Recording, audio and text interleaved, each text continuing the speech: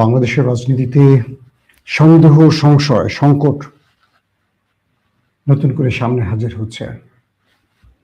আজকে আমরা কালের কণ্ঠে আমি একটা সংবাদ পড়েছিলাম, যদিও স্বাভাবিক অর্থে আমাদের পত্রিকাগুলো এভাবে পড়া হয় না।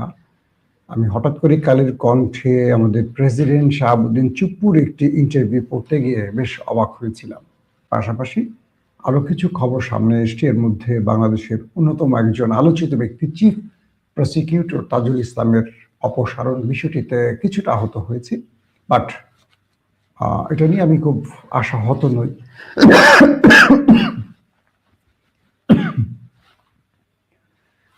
এতদিন অন্তর্বর্তীকালীন সরকার ক্ষমতায় ছিলেন, সেই হিসেবে অন্তর্বর্তীকালীন সরকার তার সিস্টেমে রাষ্ট্র পরিচালনা করেছেন।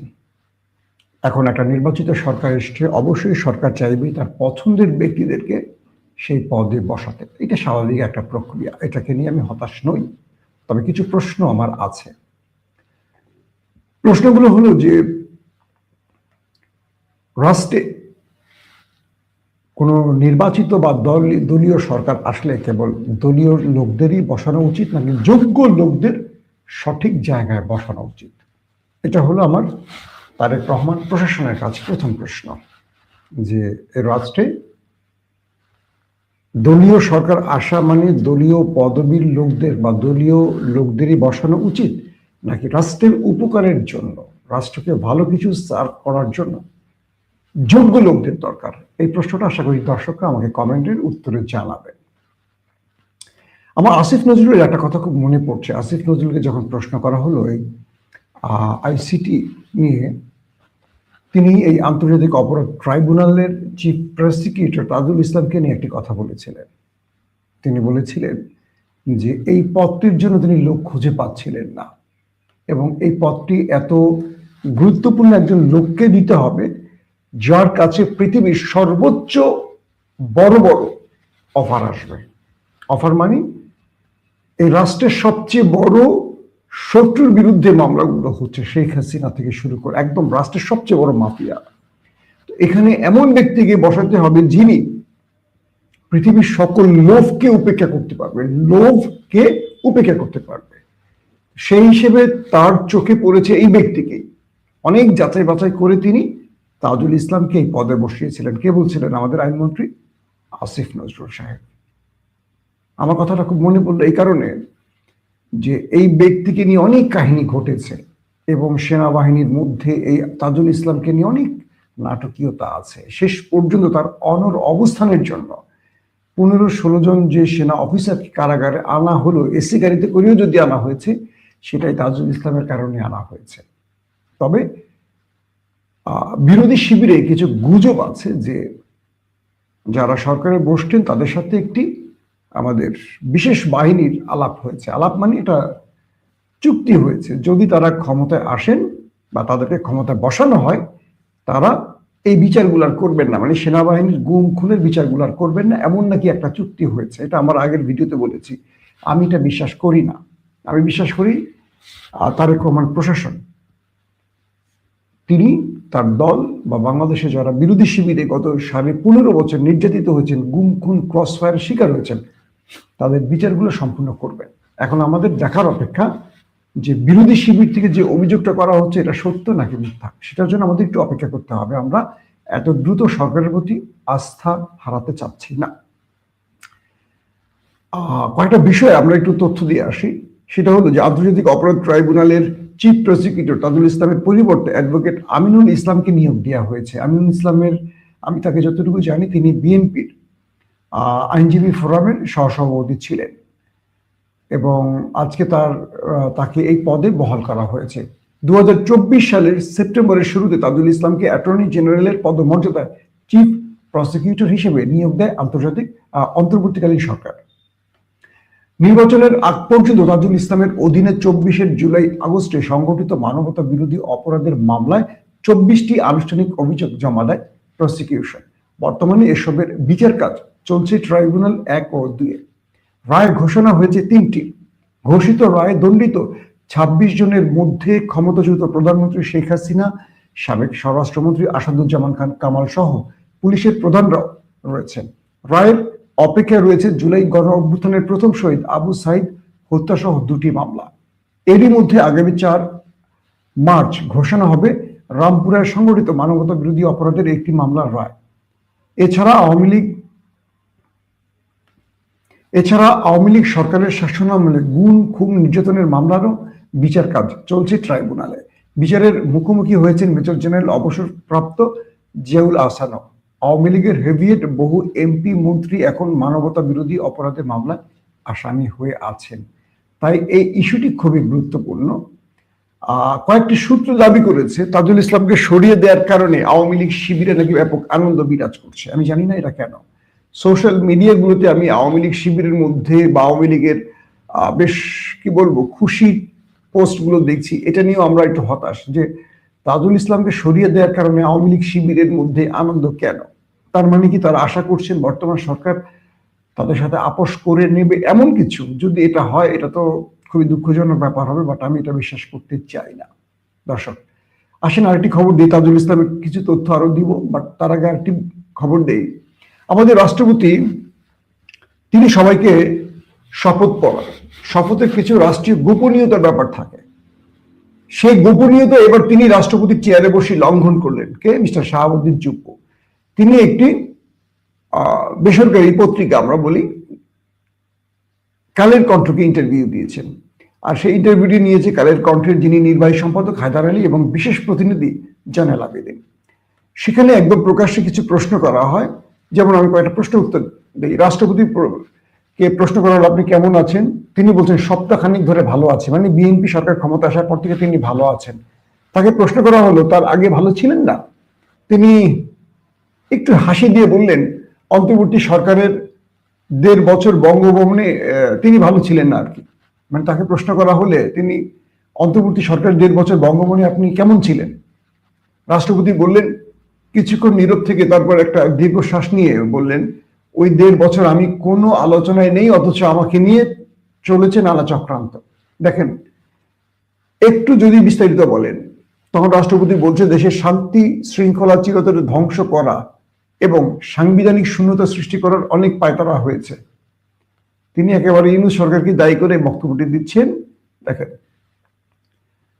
সেসব কি সফল হয়েছে তাকে প্রশ্ন করা হলে তিনি বলেন আমি দৃঢ় চিত্তে আমার সিদ্ধান্তে অবিচল ছিলাম, যে কারণে কোনো ষড়যন্ত্র সফল হয়নি। বিশেষ করে অসাংবিধানিক উপায়ে রাষ্ট্রপতিকে উপড়ে ফেলার অসংখ্য ছক ব্যর্থ হয়েছে। তিনি নিজেই অসাংবিধানিক ভাবে পদে বসেছিলেন এবং অসাংবিধানিক ভাবে একজন প্রধানমন্ত্রী তাকে নির্বাচিত করেছে এবং অবৈধ একজন প্রধানমন্ত্রী, তিনি নাকি সাংবিধানিক। আর তাকে আবার সেই বৈধতার মূল জায়গাটা তৈরি করে দিয়েছে বিএনপি এবং তিনি বিএনপির কাছে কৃতজ্ঞ। তাকে বিএনপিকে নিয়ে প্রশ্ন করা হলে কি উত্তরটা আমরা একটু শুনি।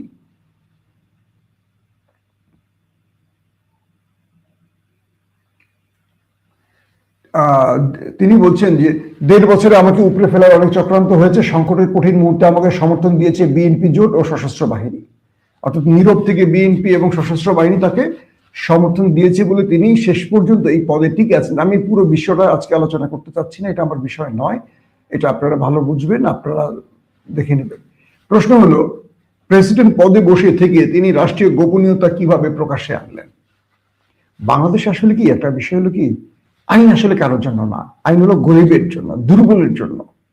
এখন দেখবেন বাংলাদেশে প্রেসিডেন্ট চুপ্পু যেহেতু তার সাথে বিএনপির আন্ডারস্ট্যান্ডিং হয়ে গেছে, তিনি এখন যা কিছু করবেন কোনো সমস্যা নেই, বিএনপির জন্য কোনো আইন লাগবে না, চুপ্পুর জন্য লাগবে না, এখন লাগবে জামাত আর এনসিপির জন্য। আবার যখন ক্ষমতায় বসবে কখনো জামাত এনসিপি, তখন আমি জানি না জামাত বা এনসিপি এরকম ইনসাফি করবে কিনা, তাতে ইনসাফের কথা বলে, তখন দেখা যাবে যে অন্যদের জন্য আইনটা লাগবে। এই দেশটা আসলে এরকমই একটা দেশ।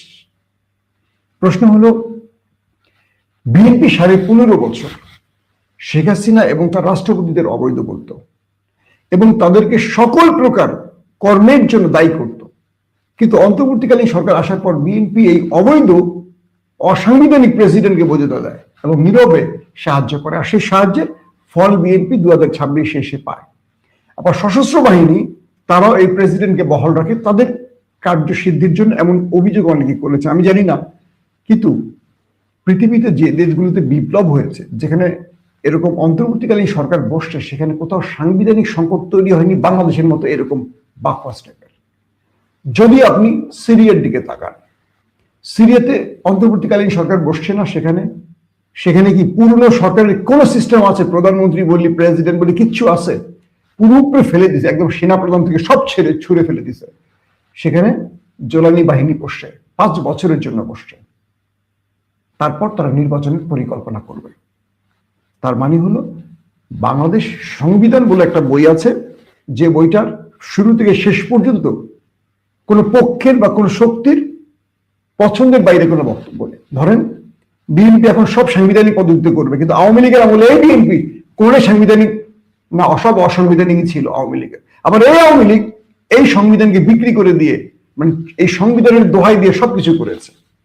যারা ক্ষমতায় বসে তারা সব সাংবিধানিক পদ্ধতিতে কাজ করে, আর যারা বিরোধী শিবির থাকে তারা সব অসাংবিধানিক হয়ে যায়। দুঃখজনক বিষয়গুলো এখানে। আওয়ামী লীগ কেয়ারটেকার উঠিয়ে দিয়ে বলল সাংবিধানিক ভাবে নির্বাচন হবে শেখ হাসিনার আন্ডারে। আমার বিশ্বাস এই বিএনপি আগামী নির্বাচন কেয়ারটেকার আর দেয় কিনা সন্দেহ আছে। দেখেন, তারা বলবে যে না, এটা সংবিধানে নাই তো, তারা জুলাই গণভোট মানতেইছে না, তারা বলবে না ওইভাবে নির্বাচন হবে। দেখেন আপনি কোনটা করে, আল্লাহ ভালো জানে কোন দিকে হাঁটে সরকার। সিমটম ভালো লাগছে না, তাই বললাম। আসেন কয়েকটা বিষয় বলি। এই রাষ্ট্রের সিস্টেমগুলো বা আমাদের জুলাই স্পিরিট, যে স্পিরিট থেকে সরকার গঠিত হলো, কেন যেন মনে হচ্ছে বিএনপি মনে করছে যে জুলাইটা তাদের সরকার গঠনের জন্য হয়েছিল। তারা সরকার গঠন করেছে, কিচ্ছু প্রয়োজন নেই। তাদের বক্তব্য, কথাবার্তা, বডি ল্যাঙ্গুয়েজ আমাদের কাছে তাই মনে হচ্ছে। কিন্তু একটা বিষয় মনে করবেন, যে জুলাই স্পিরিট হাসিনাকে দেশ থেকে তাড়িয়েছে, সেই জুলাই স্পিরিট আমাদের যুব সমাজের হৃদয়ের মধ্যে এখন দাউ দাউ করে চলছে। কোনো ভুল সিদ্ধান্ত আসলে সেই সিদ্ধান্তের অনেক বড় মাসুল দিতে হতে পারে। বাংলাদেশে আরেকটা বিপ্লব হবে না এর নিশ্চয়তা নেই, কারণ বিএনপি এখন খুব দুর্বল পজিশনে আছে। বিএনপি কতগুলো আসন নিয়ে বসেছে সাংবিধানিকভাবে, সে তার চেয়ে বড় জিনিস বিএনপি জানে তারা কতগুলো সিট নিয়ে বসেছে। আমরা যে কটা সিট দেখছি তা সেটা আলোচনা না, যেগুলো দেখছি না সেগুলো আলোচনার। এক, ওপারে বসে আছে ভারত তার বিশেষ পরিকল্পনা বাস্তবায়নে, বসে আছে শেখ হাসিনা, বসে আছে শক্তিধর জামাত ইসলাম, ইয়াং ফোর্সের এনসিপি। বিএনপিকে খুব চমৎকার কিছু পরামর্শ দেয়। এই সময় বিএনপির প্রথম কাজগুলো হলো পুরোপুরি জুলাই স্পিরিট ধারণ করে রাষ্ট্রের কাঠামোকে তৈরি করা। জনাব তারেক রহমান বিগত 1 যুগ বা 1.5 যুগে, 1 যুগ ধরলাম, যে প্রমিসগুলো দিয়েছেন দেশের জনগণকে, আমরা চাই সেই প্রমিসগুলো তিনি একটা একটা করে রাখবেন। তার প্রতি আমরা অনেক আশাবাদী, বিশ্বাস করি। যদিও মনে করি নেপথ্যে অনেক খেলা চলছে তার এগেইনস্টে, তিনি কখনো কখনো পুতুল হয়ে যাচ্ছেন কারো, সেটা মনে হচ্ছে বলে আমরা এই কথাগুলো বলছি। তারেক রহমানের সদিচ্ছা শতভাগ আছে, আবারও বলছি তারেক রহমানের রাষ্ট্র পরিচালনায় সদিচ্ছা শতভাগ আছে, কিন্তু এই পদে বা এই বিজয় যারা এনে দিয়েছে, এই সারপ্রাইজ যারা গিফট করেছে, সারপ্রাইজটা যারা দিয়েছে বিএনপিকে, তারা নীরবে নেপথ্যে বসে খেলছে। এটা দেশের মানুষ ক্রমান্বয়ে বুঝতে শুরু করছে। এখান থেকে বিএনপিকে বের করে আনতে হবে আমাদেরকে। বাট বিএনপিকে হটানোর জন্য না, বিএনপিকে আমরা রাখবোই ক্ষমতায়, বাট বিএনপিকে ভুল সিদ্ধান্ত নিতে দেব না। এটা হলো আমার ঠিক। আপনি মনে করছেন বিএনপিকে সরিয়ে কাকে বসাবেন? এই মুহূর্তে কারা আছে দেশে? আওয়ামী লীগকে বসাবেন না, জামাত রাষ্ট্র পরিচালনা করতে পারবে? ইম্পসিবল। যারা তাদের নির্বাচনের ভোট গুনে ঘরে ফিরতে পারে না, তারা রাষ্ট্র পরিচালনা করবে কিভাবে? জামাতকে আরো, আমি মনে করি আরো 10 বছর তারা বিরোধী দলে থেকে আরো অভিজ্ঞতা অর্জন করতে হবে ক্ষমতায় বসতে হলে। রাষ্ট্র পরিচালনা এত সহজ কাজ না। রাষ্ট্র পরিচালনার জন্য প্রথম যোগ্যতা নির্বাচনে উতরে আসতে হবে, কারণ জামাত নিজেই জানে না তারা কতগুলো আসন পেয়েছে। তারা যে কোনো দেখছে তা না, কিভাবে এটা ভোট করতে হয়, কিভাবে সেই ভোটের ইঞ্জিনিয়ারিং মোকাবেলা করতে হয়, কিভাবে জয় আনতে হয়, কিভাবে প্রতিটি কেন্দ্রে রিটার্নিং অফিসারকে মোকাবেলা করতে হয়, কিভাবে কেন্দ্র, এগুলো যেমন জানি তো না ঘোরানোটা। তারা কিভাবে রাষ্ট্র পরিচালনা করবে? রাষ্ট্র তো বিশাল জিনিস। একটা ভোটে কয়েক হাজার কেন্দ্র যারা ট্যাকেল করতে পারে না, রাষ্ট্র তো কয়েক লক্ষ প্রতিষ্ঠানকে চালাতে হবে। তার মানে জামাত এখনো সেটার যোগ্যতা অর্জন করেনি। তার মানে জামাতকে আপনি আর 10 বছর বাদ রাখেন, বিএনপিকে নিয়ে চিন্তা করেন, তাহলে কি করতে হবে?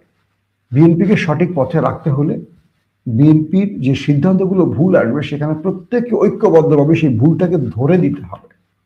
আর যেটা মনে হচ্ছে যে পেছন থেকে কেউ বিএনপিকে মিসগাইড করছে, কেন যেন মনে হচ্ছে তারেক রহমান কারো হাতের পুতুল হয়ে যাচ্ছেন, বা পুতুল হয়ে বা পুতুল করে রাখা হয়েছে, এখন যা ঘটছে এগুলো তার ইচ্ছায় হচ্ছে না আমার কাছে মনে হচ্ছে। তাহলে আমরা কি করব? প্রাসাদ ষড়যন্ত্রের বিরুদ্ধে তারেক রহমানের পাশে দাঁড়াবো, এটি করতে হবে। আর বিকল্প বিকল্প কোনো পথ নেই। শেষ যে কথাটি বলতে চাই, চুপ্পু সংবিধান লঙ্ঘন করেছে বা সংবিধানের শপথ লঙ্ঘন করেছে, তার বিরুদ্ধে আমাদের ব্যবস্থা দাবি উঠতে পারে। 2 নম্বর, রাষ্ট্রের গুরুত্বপূর্ণ যারাই বসেন, তাজুল ইসলামের জায়গায় আমিনুল ইসলাম বসেন, কোনো আপত্তি নেই। যদি তাজুল ইসলামের চেয়ে ভালো কিছু করতে পারেন আমিনুল ইসলাম, তাকে সেলুট। কিন্তু যদি তাজুলকে সরানো হয়, আমিনুলকে বসানো হয় এখান থেকে রাঘব বোয়ালদের বাঁচানোর জন্য, কিংবা প্রমিস অনুযায়ী ক্যান্টনমেন্টের সেই দুষ্ট লোকদেরকে বাঁচানোর জন্য, কিংবা ওপারের কোনো প্রেসক্রিপশন থাকে, তাহলে আমি বলে দিচ্ছি বিএনপি 5 বছর মেয়াদ পূর্ণ করতে পারবে না। লিখে রাখেন, বাংলাদেশে বিকল্প কিছু তৈরি হবে। আবারও বলছি, আমি বিশ্বাস করতে চাই বিএনপি ভালো কিছু চাইছে। বিএনপি চাইছে আরো ভালোভাবে ট্রাইব্যুনাল পরিচালনা করতে, তাই তাদের হচ্ছে যোগ্য কাউকে তারা খুঁজে পেয়েছে, এটাই যেন সত্য হয়। পাশাপাশি যদি রাষ্ট্রের চয়েসে বা রাষ্ট্রের দলীয় ভান্ডারে কোনো যোগ্য লোক না থাকে, তাহলে রাষ্ট্র পরিচালনায় অন্যদের কাছ থেকে যোগ্য লোক নিয়ে রাষ্ট্র পরিচালনা অন্যায় কিছু নয়। এটি জিয়াউর রহমান সাহেব করেছেন। আমরা তারেক রহমানের কাছ থেকে সেই নজিরটি দেখতে চাই, যে তিনি বারবার বলতেন সবাইকে নিয়ে দেশ পরিচালনা করবেন। তো সবাইকে নিয়ে দেশ পরিচালনার অর্থ হলো সবার কাছ থেকে যোগ্য লোকগুলোকে নিয়েই একটি রাষ্ট্রের কাঠামো তৈরি করা। আমরা সেই বিষয়টি তারেক রহমানের কাছে আবারও আবেদন জানাবো, তিনি যেন সেই পথটি অনুসরণ করেন। কারণ হলো, দলবাজরা কেবল দলবাজি করে যায়। তাজুল ইসলাম এই পর্যন্ত যতটুকু কাজ সফলতার সাথে করছেন, এটা আসলে আমরা নির্দ্বিধায় তাকে এটার জন্য প্রশংসা করতেই পারি। তিনি অনেক দুঃসাহসিক সিদ্ধান্তগুলো নিয়েছেন, কারোর সাথে আপোষ করেননি, নির্ভয়ে লড়াইটা করেছেন। এবং গুম খুন বা এই বিষয়গুলোর সাথে জুলাই অভ্যুত্থানে যারা শহীদ হয়েছে তাদের পরিবার সবাই তার উপর খুশি।